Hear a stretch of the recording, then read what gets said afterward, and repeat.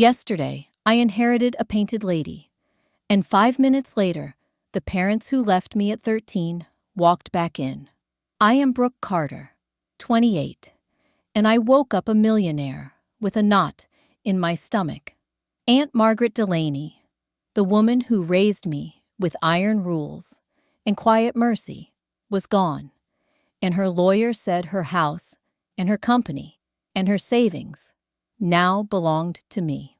The house is one of those San Francisco painted ladies people post on postcards. It sits with its chin high above a steep street, lace trim on the eaves, windows that catch morning light like it is gold dust. I sat in the conference room that smelled like leather and old paper, and I counted the seconds until the will reading, trying not to cry. Grief is strange. It lands like fog, and then like a wave, and then like a fist. I should have been ready for anything after losing her. I was not ready for them. The glass door slid open, and the air changed. And there they were, the two people who left me at 13, with a note on the kitchen counter and a rent bill I could not pay. My mother smiled, like we had only missed a weekend. My father's voice dropped into that old sales tone that used to talk neighbors into buying extras they did not need. "Honey," he said, like the word had not rusted in his mouth years ago. "You look so grown up." I said nothing. My hands shook under the table. Mr. Thompson, my aunt's attorney, glanced at me and lifted one eyebrow, which was our quiet signal. "Breathe in, breathe out. Let them talk first." I looked at my mother's hands, thin and tight, around a purse that had outlived its style. I looked at my father's suit that fit the way guilt fits, a size too small around the shoulders. 15 years is a long time to learn to live without someone. It is not long enough to forget them on sight. I reached for the glass of water and watched my face in the reflection. Aunt Mags always said, "Check your face before you check your words. Keep your face steady, and your words will follow." She raised me on structure and standards, and a timetable that would make a Marine blink. Breakfast at 7, floors clean, shoes off, piano for 1 hour, homework at a desk, no television on weeknights. She did not say, "I love you." She showed it. She came home every night. She sat beside me when I cried and did not leave the room. She never broke a promise. She taught me that love is a habit more than a feeling. Thompson cleared his throat and began the will. He was calm and exact. He read the list of assets, the house, the accounts, the majority stake in Delaney Home and Hearth, the chain of home stores my aunt built with sweat and stubborn faith. The numbers felt unreal. What felt real was the scuff on the table near my elbow, and the weight of my phone, and the old reflex that told me to brace. My mother reached for my hand when the total landed. "Such a big burden for someone your age," she whispered. Then she looked at my father, and he nodded, like they had practiced this line in a mirror. I pulled my hand back. Thompson did not look up from the papers. The door glass flashed like a mirror, and in that split second, I saw a shape move in the hallway. Not a client, not staff. A man I did not recognize, standing just out of frame, watching our room like a hawk watches an open field. He lifted a phone. He took a photo or a video. I could not tell which. My stomach went cold in a clean, sharp way I remembered from the night I dialed Child Protective Services on myself. I looked at Thompson. He caught my glance and gave the smallest nod. "We keep going," his look said. "We finish the reading. Then we deal with the shadow in the hall." I folded my hands and kept my face steady the way Aunt Mags taught me. I thought about the note my parents left on the counter when I was 13. I thought about the envelope with my name in her exact script that Thompson had placed by my elbow for the end. I thought about the house, with the lace eaves, that I would have to defend like a fortress, if it came to that. And then my father smiled and said, "We are still your guardians, sweetheart." Before I go any further, let me say this. If you've ever had to deal with toxic family members who suddenly reappear when money is involved, hit that like button and subscribe so you don't miss the rest of this story. And tell me in the comments, what would you do if parents who abandoned you at 13 suddenly claimed to be your guardians again? My father leaned back in the leather chair, his eyes flicking to the long list of assets Mr. Thompson had just read out loud. "That's a lot for someone your age," he said, voice calm, but with that same edge I remembered from when he used to negotiate car deals. My mother gave a rehearsed little laugh. "It's overwhelming. Fortunately, you're not alone. We're still your guardians, after all. We can help guide you through all this." Guardians, the word hit me like a slap. For 15 years, I had been raising myself with Aunt Mags's rules as scaffolding. For 15 years, they hadn't even sent a postcard. Now they wanted to step back into my life as if they'd never walked away. I didn't speak. I just watched. Aunt Mags had drilled it into me. Silence often reveals more than questions. My mother's smile faltered first. Then she glanced toward the door, as if waiting for someone else. The door opened, and in walked a man in a charcoal suit with slicked back hair. He was younger than Thompson, but his smirk told me he enjoyed situations like this. "Gerald Hoffman," he said, sliding into the chair beside my parents. "I represent their interests." My stomach dropped. Their interests. They'd brought a lawyer with them. Hoffman pulled out a thin folder and tapped it like it contained a loaded gun. "My clients have reason to believe there is a codicil to Ms. Delaney's will, one that changes the distribution of assets." I looked at Thompson, but his face was calm, unreadable. "We have reviewed the executed will," he said evenly. "No codicil exists." Hoffman smirked. "Not in your possession, perhaps, but records suggest otherwise. And until that codicil is located, it would be premature to assume Miss Carter here is the sole heir." My father leaned forward, lowering his voice as if confiding in me. "Sweetheart, we don't want this to get messy. We just want to make sure everything is handled correctly. You're still so young. Mistakes with estates this size can ruin lives. Let us take some of that weight off your shoulders." The hypocrisy was almost laughable. The people who had left me in an empty apartment with a note and no food were now offering to share the weight. I folded my hands in my lap to hide the trembling. "There is no codicil," I said quietly. Hoffman's smirk widened. "We'll see." Mr. Thompson cleared his throat. "We'll reconvene tomorrow at 2:00, he said, his voice brooking no argument. "I'll bring every relevant document, including guardianship history. Until then, this conversation is adjourned." My parents hesitated, clearly wanting to push further, but Hoffman stood first, collecting his folder. "Tomorrow, then." He gave me a long, assessing look, as if I were a case file, not a person. When the three of them finally left, the silence in the room pressed against my ears. I exhaled shakily. They can't really challenge this, can they? Thompson's eyes were steady. "I'll explain tomorrow, Brooke.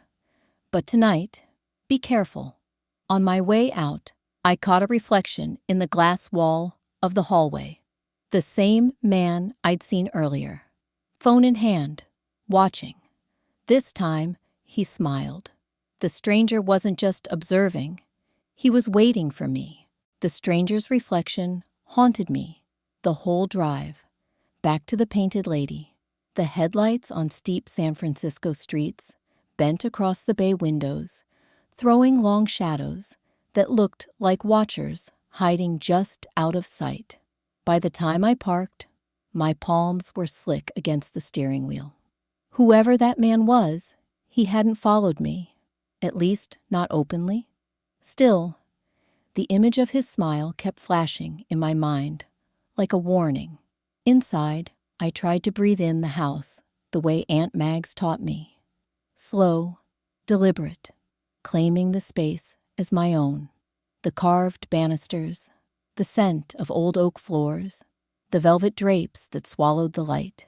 This was my home now, and I would not let ghosts, living or otherwise, shake me from it. I didn't sleep. Instead, I sat in the study, surrounded by the files Thompson had given me. Contracts, estate papers, thick binders with tab dividers that smelled faintly of ink and dust. Every page reminded me of Mag's insistence on preparation. Paper protects you, she used to say. When memory fails, paper remembers. I clung to that mantra as I leafed through line after line of legalese. But nothing explained the word Hoffman had dropped. Codicil. The next morning, Nora, the housekeeper who had been with Mags for 2 decades, arrived with groceries. She noticed the bags under my eyes, but said nothing, just set down the bread and fruit, then handed me a folded note. "Found this in the upstairs library behind the Atlas collection," she said. "Thought it might matter." The envelope was sealed with wax, the kind Mags used for her most serious correspondence. My throat tightened as I broke it open. Inside was a single sentence in her slanted handwriting. "If anyone ever claims there is a codicil, look behind the oak paneling in the study." My pulse quickened.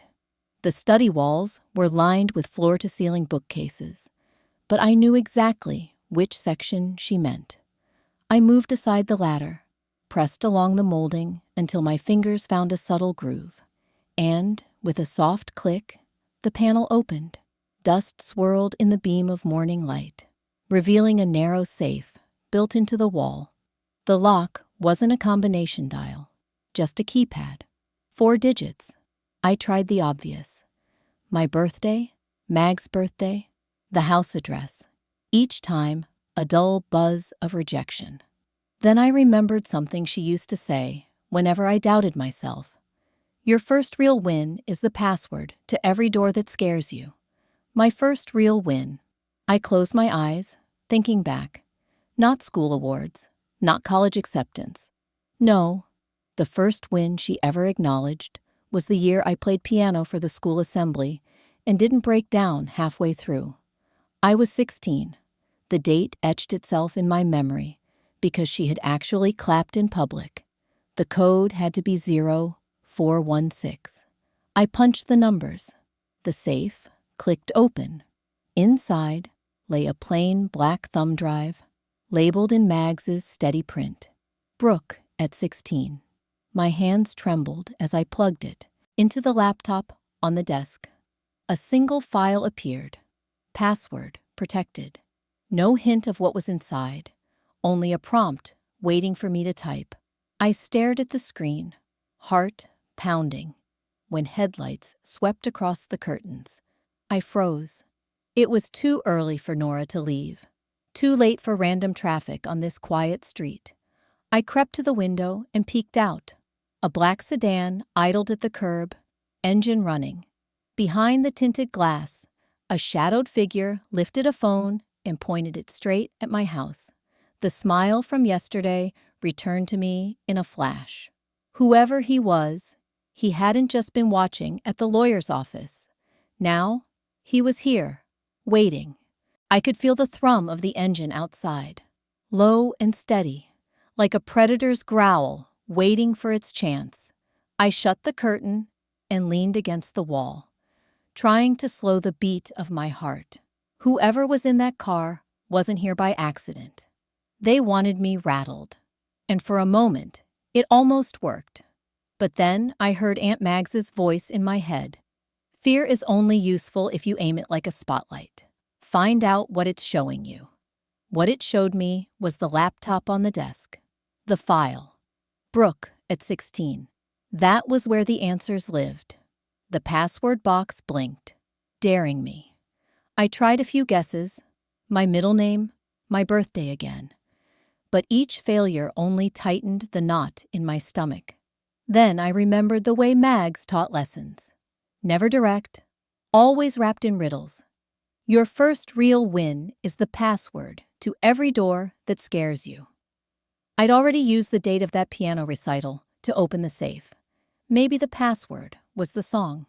I typed it in, Claire de Lune, Debussy, the piece I had practiced until my fingers bled.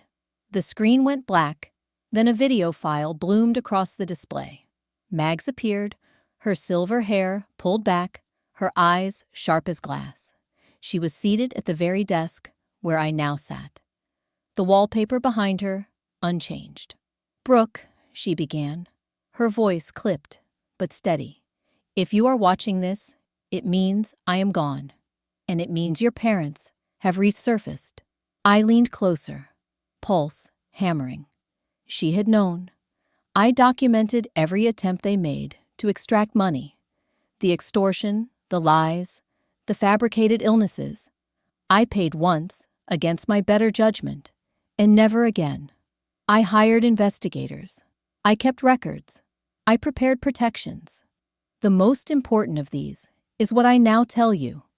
When you turned 16, I finalized your adoption. You are my legal daughter in every sense. Your parents have no standing, and if they attempt a challenge, the estate will transfer to charity. They know this, but they may pretend otherwise. Tears blurred my sight, but I refused to blink them away. I needed every word. "Remember, Brooke," she continued, softer now. "Blood is circumstance. Family is choice. They made theirs years ago. You are free to make yours today. Choose wisely, and when doubt creeps in, remember, I loved you, though I lack the language to say it often, but I proved it every day. And in law, proof matters." The video ended. My reflection filled the black screen. Not a child anymore. Not abandoned. Chosen. Adopted. Protected. I sat back, dizzy with revelation. The woman I'd thought of as guardian had been my mother all along, legally, emotionally, irrevocably, and she had left behind not just wealth, but a fortress built from foresight. I barely had time to breathe before my phone buzzed. Unknown number. I almost ignored it, but the message preview froze me cold. "If you want to know the truth about your parents, meet me tonight. Pier 27, midnight. No name. Just that." I looked toward the window. The black sedan was gone. The street lay empty beneath the street lamp's glow. But I knew someone was pulling strings, pushing me toward a meeting that could change everything. The question was whether I dared to walk into the dark, or if I'd let fear hold the leash. And something deep inside me whispered, "Run toward it." Because sometimes the only way to kill a shadow is to face it head on. The message on my phone glowed like a flare in the dark. Pier 27, midnight. I sat frozen, staring at it until the numbers blurred. It could be a trap. It could be the stranger in the sedan, Hoffman's hired spy. But it could also be someone who knew the truth, the piece of the puzzle Mags wanted me to find. And if there was one thing she had trained into me, it was this: control the unknown before it controls you. I dressed simply, dark jeans, a jacket, and slipped a small recorder into my pocket. At 11:45, I parked near the waterfront, the air sharp with salt and diesel. The pier stretched into black water, lit by a few sickly yellow lamps. Fog rolled low, muffling sound until each step on the boards echoed like a drumbeat.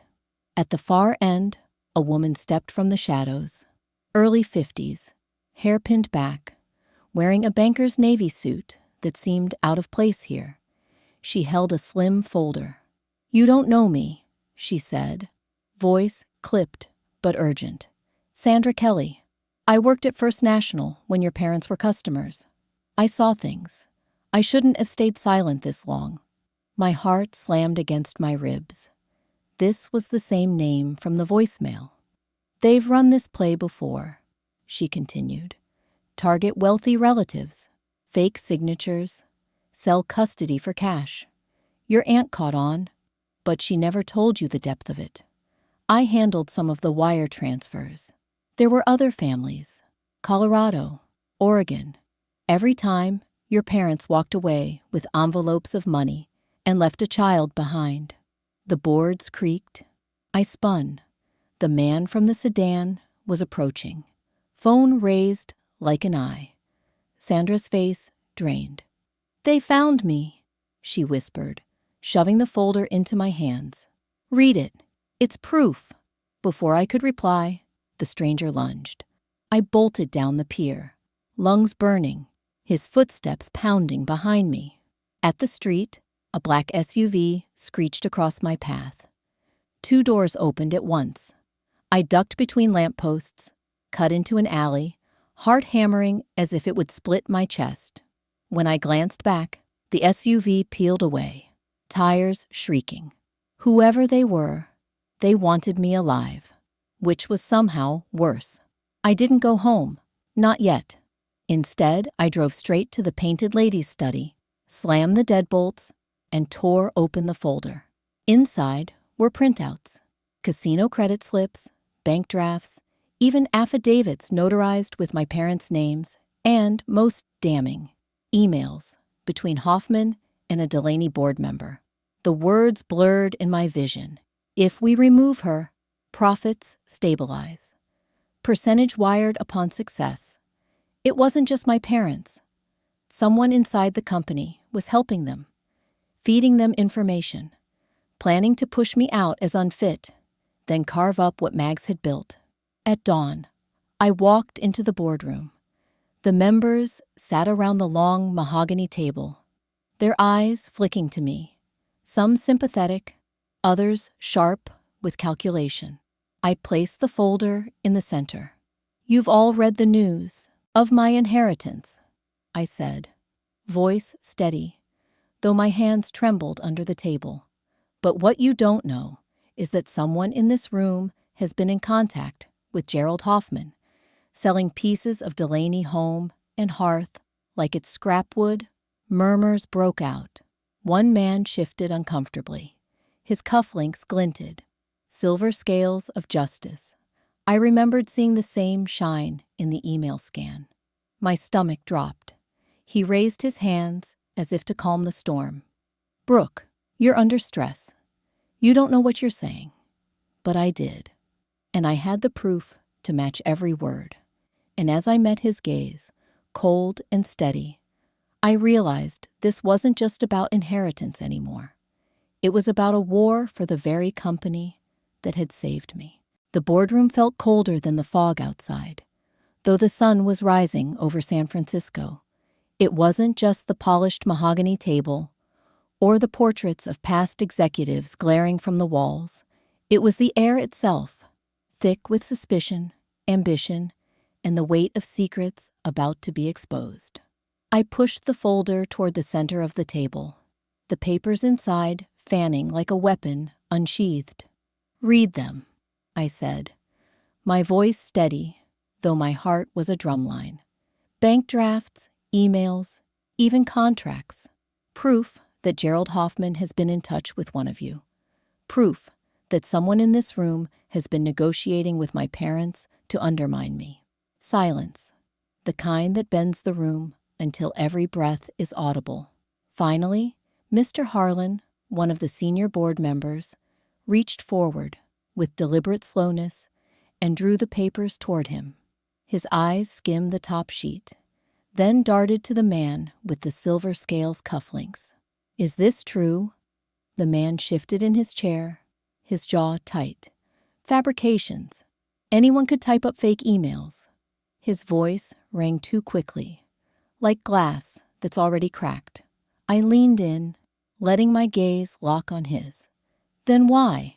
I asked. Does the signature block match the one on the quarterly filings you submitted 3 months ago?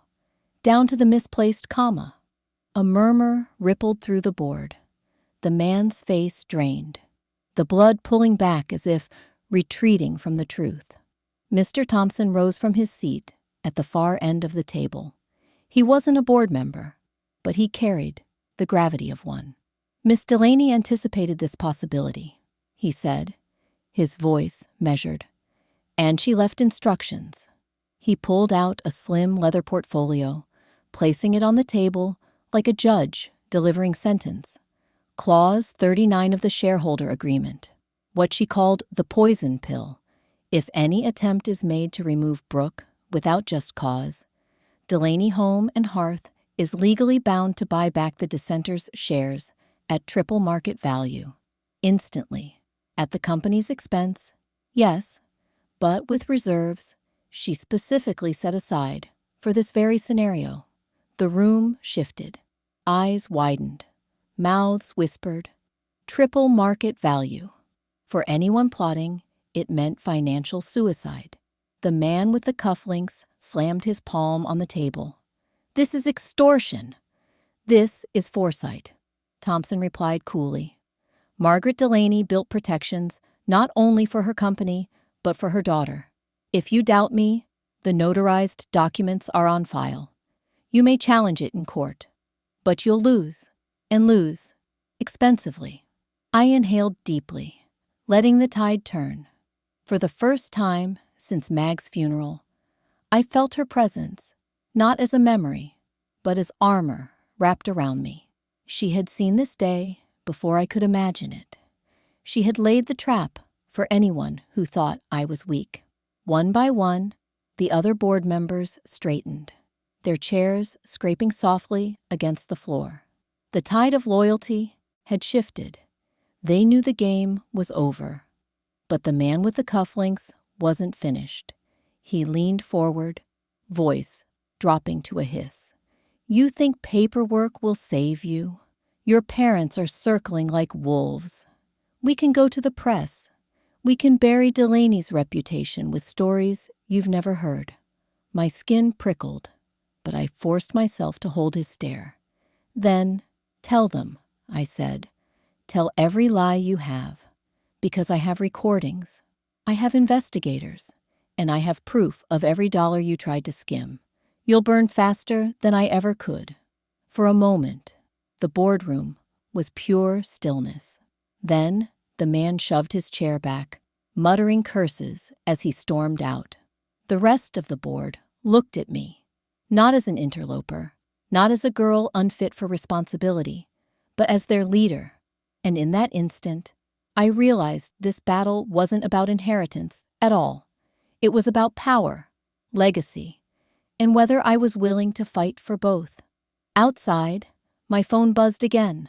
Another message. This time, not from the mysterious number, but from my mother. We need to talk before the truth comes out. Tonight. I stared at the words until the screen dimmed. The wolves weren't done. They were only getting bolder. By the time dusk settled over the city, I knew tonight would bring no peace. My mother's text glared from the phone. We need to talk before the truth comes out. It wasn't an invitation. It was a threat. I met them in a rented conference room downtown. Neutral ground, walls bare. The kind of place where negotiations are meant to feel sterile. My parents arrived with Hoffman at their side, the man's slick hair gleaming under fluorescent lights. His smirk was sharper than ever. Brooke, my father began, voice syrup thick. We don't want a war. We want understanding. I let the silence breathe. Then I placed a small recorder on the table and pressed play. Mag's voice filled the room, crisp as glass. 6 months after Brooke came to live with me, her father demanded $50,000 in exchange for silence. He threatened to challenge custody. I paid once, never again. My father blanched. My mother's hands shook. Hoffman shifted uneasily. I pressed play again. Another recording. At 16, Her mother called claiming she needed cancer treatment money. My investigator confirmed it was a lie. The air in the room turned heavy, as though the walls themselves knew the truth at last. Hoffman leaned forward, trying to recover ground. These are old tapes, unverifiable. Anyone can fabricate audio. But I smiled. Except they came with notarized transcripts, time-stamped files, and investigator reports. Every piece matches. And Mr. Hoffman, your emails match too. I slid a printed sheet across the table. His eyes flicked down, and the color drained. One email chain between him and the board member who had stormed out earlier, arranging to draft a fake codicil for my aunt's will. He exhaled sharply, like a man punctured. "Fine," he muttered. "Yes, I drew up templates, but I never filed them. Your parents—" "Don't you dare!"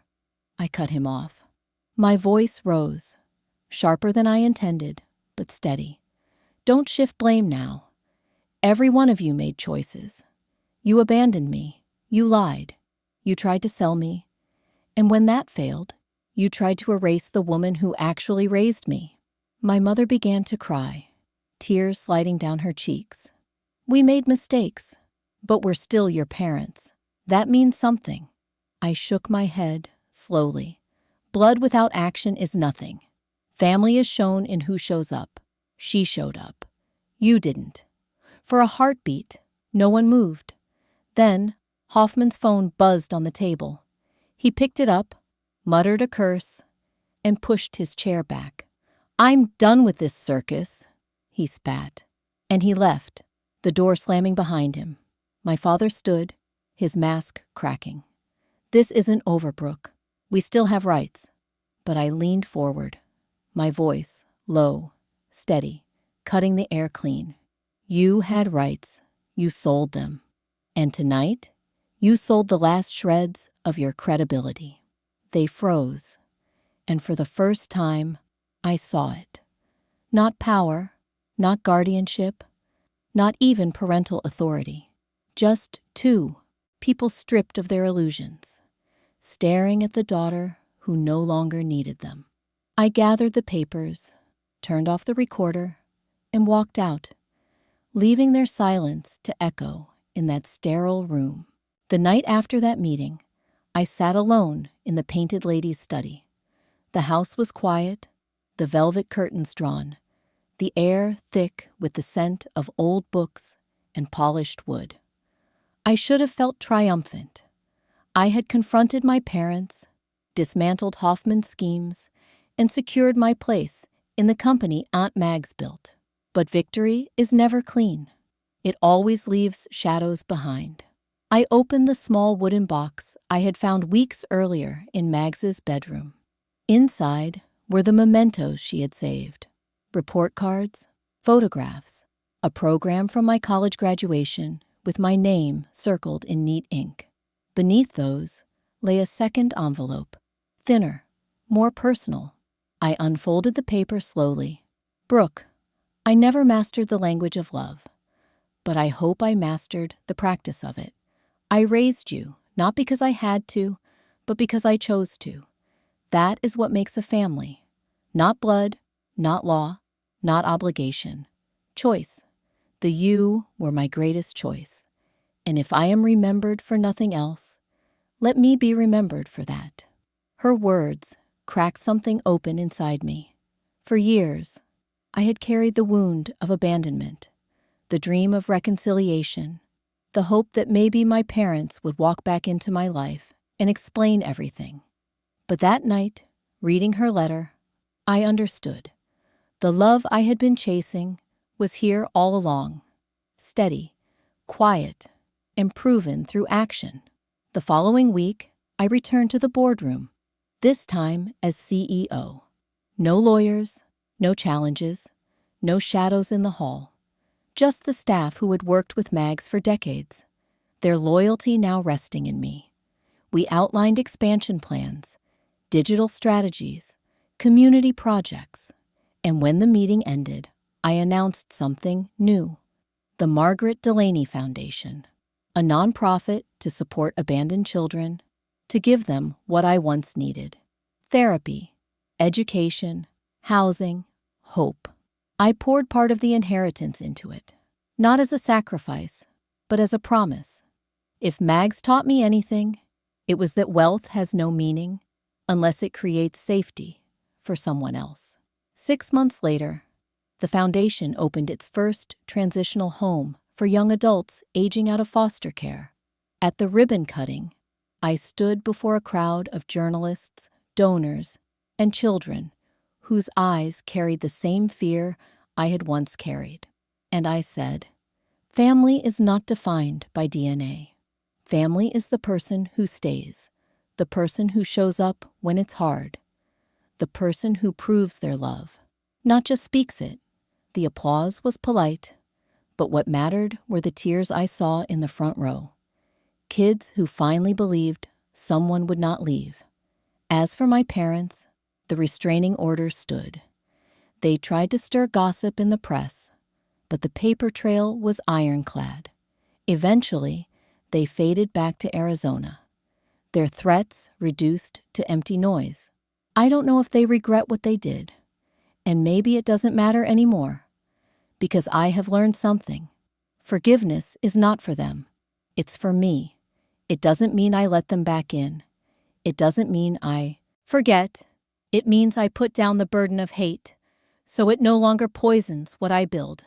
One evening, I placed fresh flowers on Mags's grave.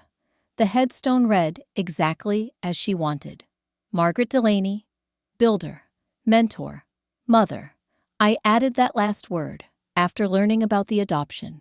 And as I stood there, I whispered the only words I wished I had said more when she was alive. Thank you for choosing me. Life has many betrayals, but it also has second chances disguised as people. She was mine, and I will honor her by living a life not built on bitterness, but on purpose, on dignity, and on love. So let me leave you with this. We cannot choose the blood we are born into, but we can choose the family we build. We can choose compassion over anger, action over words, and forgiveness over hate. And in those choices, we create a life no betrayal can ever erase.